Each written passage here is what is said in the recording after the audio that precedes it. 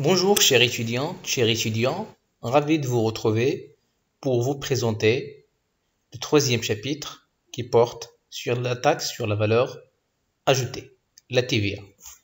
Dans ce chapitre, on va traiter le champ d'application de la TVA.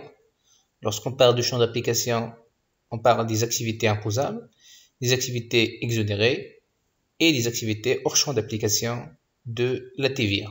Donc on va déterminer les activités qui sont hors champ d'application de la TVA, les activités exonérées en matière de la TVA et les activités passibles à la TVA. Par la suite, on va déterminer les règles d'assiette en matière de la détermination de la TVA, c'est-à-dire la base de calcul de la TVA. Le troisième point sera consacré au régime d'imposition. On va procéder à la liquidation de la TVA et on va présenter les différents régimes d'imposition qui donnent naissance au paiement de la TVA selon le régime de l'encaissement et selon le régime de débit. Par la suite, on va passer à la déclaration et au paiement de la TVA et on va présenter les obligations de déclaration en matière de la TVA en faisant la distinction entre la TVA trimestrielle et la TVA mensuelle, c'est-à-dire la déclaration trimestrielle de la TVA et la déclaration mensuelle de la TVA. Donc on va présenter dans un premier point le champ d'application, les activités imposables, les activités exonérées, les activités hors champ d'application. Par la suite, on va présenter les règles d'assiette en matière de la détermination de la TVA, la base de calcul de la TVA.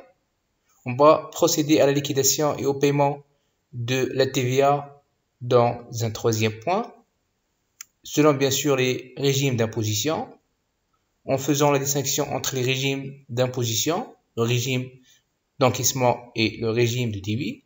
Par la suite, on va procéder à la déclaration de la TVA. Au Maroc, avant l'instauration du régime de la TVA, deux systèmes d'imposition de la dépense sont succédés, à savoir la taxe sur les transactions en 1948 et la TPS, la taxe sur les produits et services en 1962.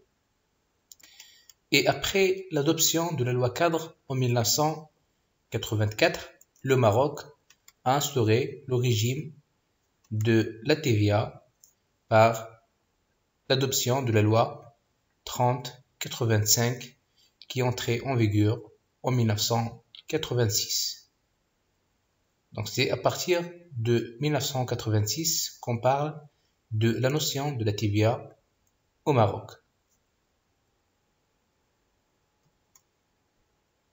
Alors, donc la TVA est considérée comme un impôt sur le chiffre d'affaires. Donc cet impôt est incorporé dans le prix de vente des biens et services. Il s'agit d'un impôt sur la consommation payé par le consommateur final ou le client final, qui est considéré comme un redevable réel qui va supporter effectivement le montant de la TVA. Donc cette TVA est collectée par l'entreprise ou par le redevable légal auprès du consommateur final. Donc l'existence d'un intermédiaire entre le consommateur final qui supporte la TVA, en définitive, et l'État confère à la TVA son caractère indirect. Donc pour cela, donc, on dit que la TVA est un impôt indirect en faisant la distinction entre le redevable légal, qui est l'entreprise, l'intermédiaire entre l'État et le consommateur final, et le redevable réel qui va supporter le montant de la TVA. La TVA aussi est un impôt réel. Donc c'est un impôt qui frappe l'opération ou l'activité et non pas un impôt personnel. Donc il frappe l'opération sans tenir compte de la situation de contribuable. Tous les contribuables, lorsqu'ils achètent un bien ou un service, dont la TVA est de 20%, ils payent 20% de la TVA. Donc c'est-à-dire sans tenir compte de la situation de contribuable. Par contre, l'impôt sur le revenu, par exemple, c'est un impôt personnel. Donc c'est un impôt personnel. Pourquoi? Parce qu'il prend en considération la situation de contribuable ou le revenu de contribuable. Par contre, la TVA, c'est un impôt objectif, un impôt réel qui frappe l'activité ou l'opération effectuée par le contribuable. Et on a deux principes qui régissent la TVA.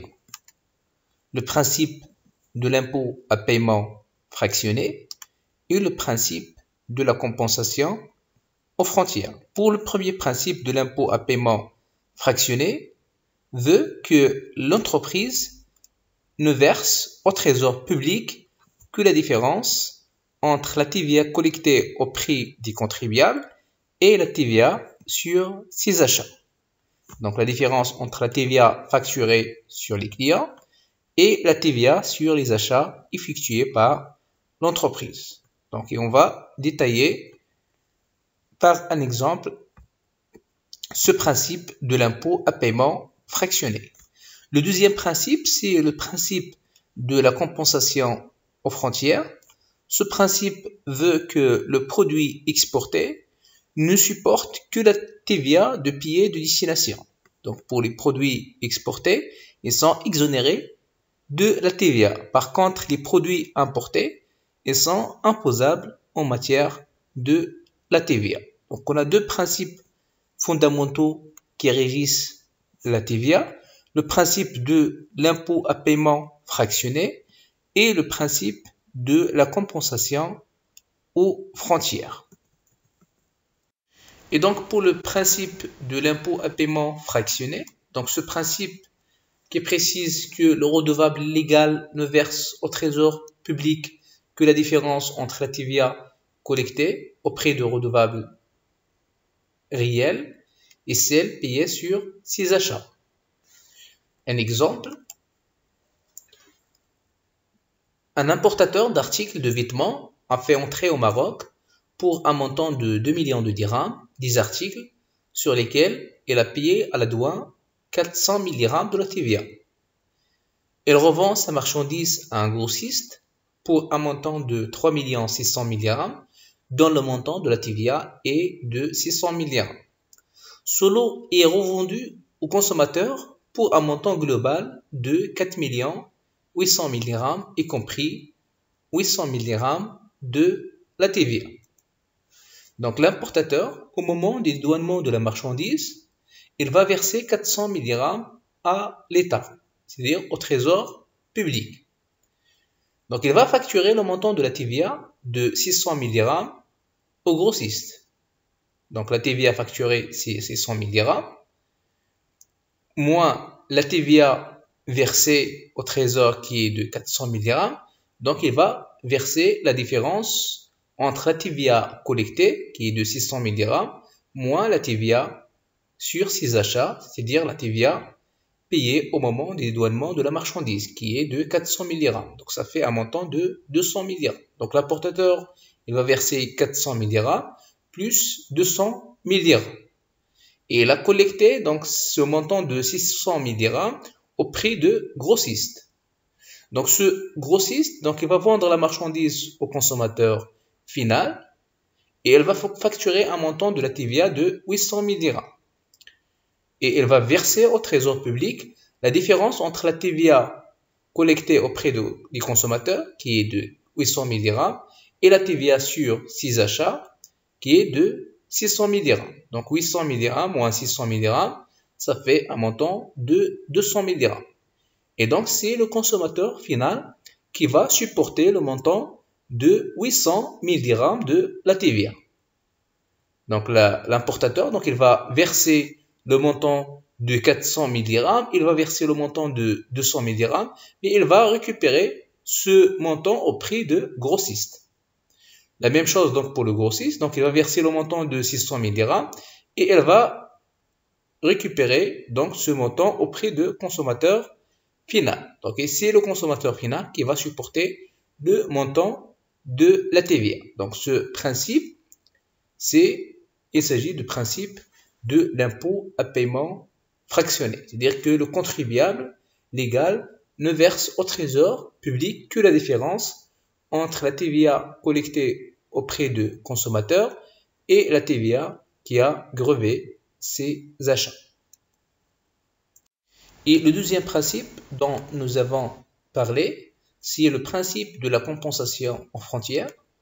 Ce principe qui précise que les produits exportés vont supporter la TVA de pays de destination. Et les produits importés sont imposables au moment de dédouanement de la marchandise. Donc les exportations sont exonérées en matière de la TVA et les importations sont imposables. Donc il s'agit ici d'un principe universel en tenant compte des dispositions des conventions fiscales pour éviter la double imposition des produits exportés et des produits importés. Donc, les conventions fiscales précisent que les exportations seront imposables dans les pays de destination et les importations seront imposables ici au Maroc. Lorsqu'on importe un produit, il est imposable, et lorsqu'on exporte un produit, il est imposable dans le pays de destination. Donc il s'agit ici de principe de la compensation aux frontières.